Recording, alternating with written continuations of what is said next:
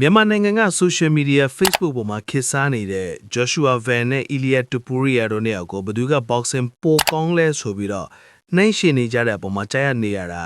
နားကြပြင်းကလာလို့နည်းနည်းလောက်ဝင်ပြောလိုက်ပါဦးမယ်ဒီလိုအသိပညာမဲ့တဲ့နှိုင်းရှင်မှုတွေဟာကစားသမားတွေကိုပို့ပြီးတော့ဖိအားပေးရရောက်တယ်လို့ပေးသက်တဲ့တစ်တွေကိုလည်းအမားတွေကိုတင်ပေးနေတယ်လို့ဖြစ်စေပါတယ်မြန်မာပြည်သက်ဒီကြားမှာကိုလူမျိုးကိုတွေးသားမှု Joshua Van ကိုချစ်ခင်အားပေးကြတာအမှန်ကန်ပါမဲ့ဒါပေမဲ့အဲ့ဒီအချစ်ကိုခူတုံးရောက်ပြီးတော့လက်ရှိ UFC ရဲ့အကြော်ကြားဆုံးကျေပွင့်တူဖြစ်တဲ့ Topuria နဲ့နှိုင်းရှင်နာကတော့ယူမိုက်မှုပါပဲ။ Boxing ကောင်းတဲ့ချင်းတူတွေဆိုတဲ့ခေါင်းစဉ်လေးတစ်ခုတည်းနဲ့ဒီနှစ်ယောက်ကိုချိန်မင်းတစ်ခုတည်းမှတင်လို့မရပါဘူး။ဒီနှစ်ယောက်ကိုဘာကြောင့်နှိုင်းရှင်မတင်ဘူးလဲဆိုလားအချက်၅ချက်နဲ့ကျွန်တော်ဆွေးနွေးပေးသွားမှာမယ်။ Number 1 weight တန်းကွာခြားချက် the physics of weight classes ပထမဆုံးနဲ့အရှင်းလင်းဆုံးအချက်ကတော့ weight တန်းပါပဲ။ဒါကိုနားမလည်ရင် UFC အကြောင်းကိုဆက်ပြောဖို့မလိုတော့ပါဘူး။အုံနောက်မရှိမလေးလာပဲ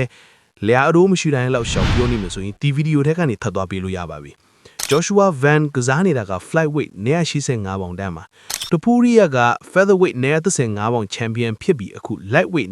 155ပေါင်ကိုတော့တက်ကစားနေသူပါ။ပေါင်20-30ကွာတယ်ဆိုတာတာမန်ကြည့်ရင်နဲတယ်လို့ထင်ရပေမဲ့တိုက်ခတ်ရဲ့လောကမှာဒါဟာကဘာချားတာပါ။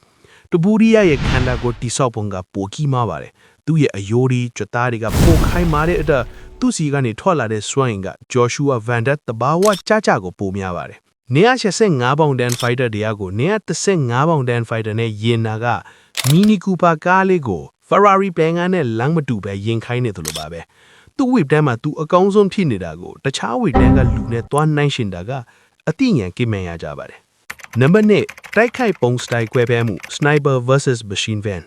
ဒီအချက်ကကျွန်တော်အပြောချင်ဆုံးအချက်ပါတောသားတွေရှိနေတဲ့ဆိုရင်လည်းတေချာလီနားထောင်ပြကြပါ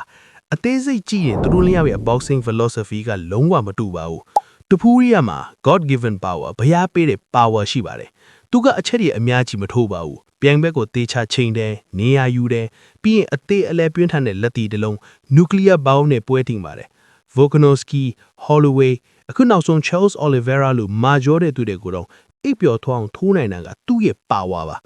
Joshua Van ကဆက်တဲ့ machine gun မှာ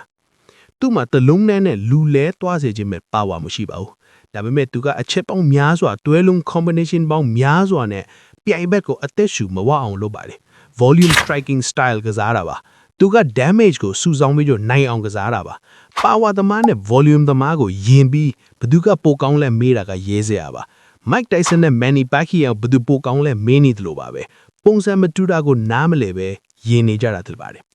Number 3အတွေ့အကြုံနဲ့သူတို့တက်ဖြတ်ခဲ့တဲ့တားခေါ်များ quality of opposition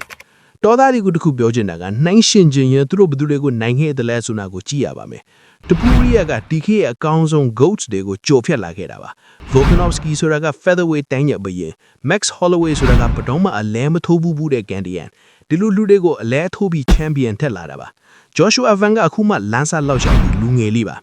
သူ့ရဲ့ပြိုင်ဘက်တွေက Topuria ရင်းဆိုင်ဖွေးရတဲ့ level မျိုးမဟုတ်သေးပါဘူးJoshua Van ကတလူအဆင့်ပဲရှိနေသေးပါပဲ။ဒါကြောင့်အခုတောသားလေးနှိုင်းရှင်းနေကြပုံကတက်ကတူပေါမောခါကြီးတရားရဲ့ပညာရေးချင်းကိုမူလာတန်းကျောင်းသားလေးတရားနဲ့တွားယင်ပေးနေတယ်လို့ပါပဲ။မူလာတန်းကျောင်းသားလေးကစာတော်တဲ့ဆိုရင်တော့ပေါမောခနဲ့တော့မယင်တင်နေပါဘူး။ Number 4 hype ရဲ့ anti destructive expectation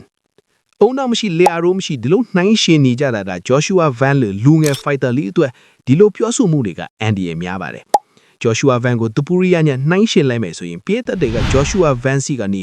one punch knockout တွေကိုမျှော်လင့်လာကြမယ်။ Joshua Van ကအမှတ်နဲ့နိုင်ရင်တော့မှ Topuria လောက်မကောင်းမှဘူးခွာဆိုပြီးတော့အပစ်တင်းလာကြမယ်။ Joshua Van ကသူ့ရဲ့ကိုယ်ပိုင် hand pace and pressure နဲ့အောင်မြင်နေတာပါ။သူ့ကို Topuria ဖြစ်စေခြင်းနဲ့ပြည်သက်တွေရဲ့မျှော်လင့်ချက်ကသူ့ရဲ့ယုံကြည်ချက်ကိုဖျက်ဆီးလိုက်ရောက်နိုင်ပါတယ်။သူလမ်းသူလျှောက်ပါစေ။သူ့ကိုနောက်တစ်ယောက်ရဲ့ပုံတူ copycat ဖြစ်အောင်တော့ပုံနေနေကြပါနဲ့။ Number 5တော်သား Facebook များရဲ့ attention ရှာလုပ်ညံများ the toxic clickbait culture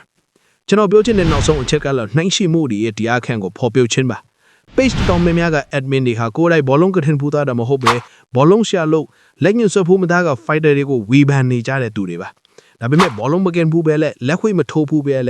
ဒီတွေနဲ့ပတ်သက်တဲ့ဘ ഹു တုတလေးတစ်ခုခုတာရှိကိုရှိရမှာပါဒီလိုဘ ഹു တုတတွေနဲ့ပြောကြတာဆိုရင်တော့လက်ခံပါတယ်အခုမြန်မာနိုင်ငံက page တော်များများကဒီလိုမဟုတ်ပါဘူးသူတို့အသက် content ထွက်ဖို့ကအဓိကမို့ UT မရှိတာတွေကိုရေးတင်ကြပါတယ်။တချို့နာမည်ကြီး page တွေတော့မှ talk product page တွေထိမှမသိဖြစ်လာကြပါပြီ။ သူတော်တို့အခုတင်ဆက်နေတာရည်ရွယ်ချက်ကဒီဗီဒီယိုတစ်ပုတ်ဖီးသွားရင်ပြည့်တဲ့ဒီစီမှာတူတာရထတစ်ခုခုကြံဖို့ဖြစ်ပါတယ်သမင်းငန့်ရင်နေပါစေတောက်ပေါ်စကားတွေတော့ကျွန်တော်မပြောပါဘူးအခုမြန်မာပြည်သက်တွေရဲ့မျိုးချီစိတ်ကိုခူတုံးလုပြီးဗန်ပုံနဲ့တပူရီယာပုံကိုယင်းတင်ဘဒုနိုင်မလဲကောင်းစင်တက်တာဟာအောက်တန်းကြတဲ့ marketing cheap marketing တစ်ခုပါ